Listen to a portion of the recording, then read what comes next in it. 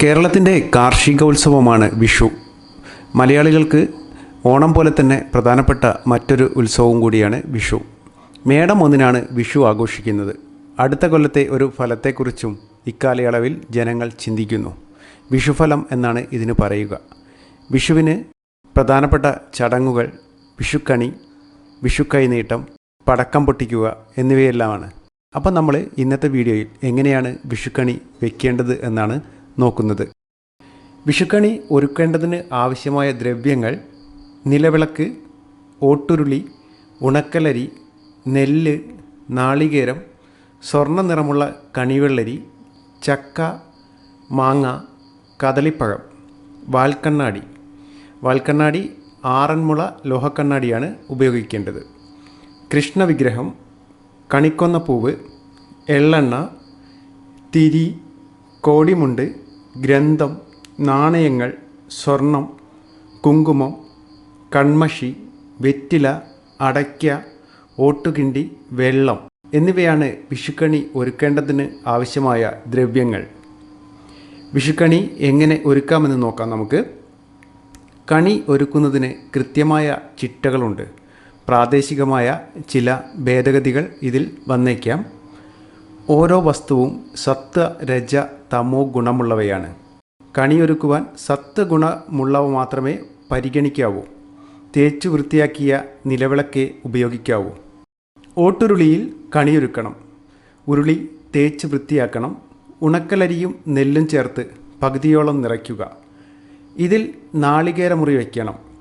നാളികേരമുറിയിൽ എണ്ണ നിറച്ച് തിരിയിട്ടു കത്തിക്കുക പതിവുണ്ട് ചിലയിടങ്ങളിൽ.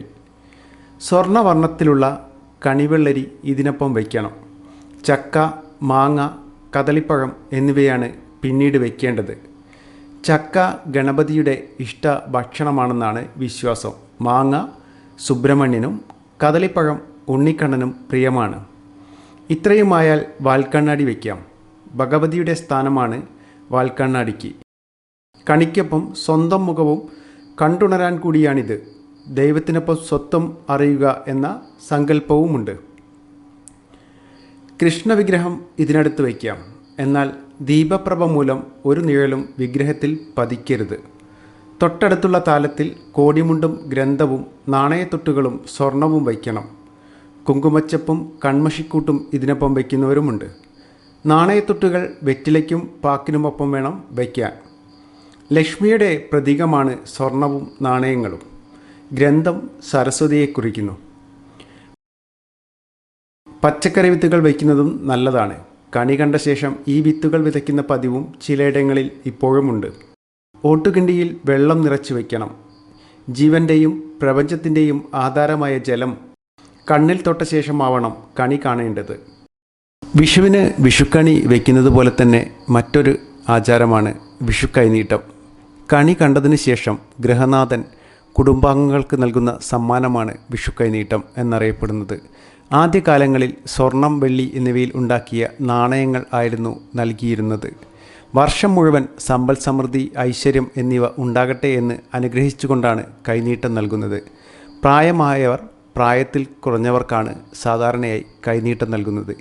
എങ്കിലും ചില സ്ഥലങ്ങളിൽ പ്രായം കുറഞ്ഞവർ മുതിർന്നവർക്കും കൈനീട്ടം നൽകാറുണ്ട്. വിഷുക്കണി സാധാരണയായി വീട്ടിൽ മാത്രമല്ല വയ്ക്കുന്നത്. പ്രധാനപ്പെട്ട ക്ഷേത്രങ്ങളിലെല്ലാം വിഷുക്കണി വയ്ക്കും. വിഷുക്കണിക്ക് പ്രധാനപ്പെട്ട ഒരു പുഷ്പമാണ് കണിക്കൊന്ന. വിഷുവുമായി ബന്ധമുള്ള ഒന്നാണ് കണിക്കൊന്ന എന്ന് പറയുന്നത്.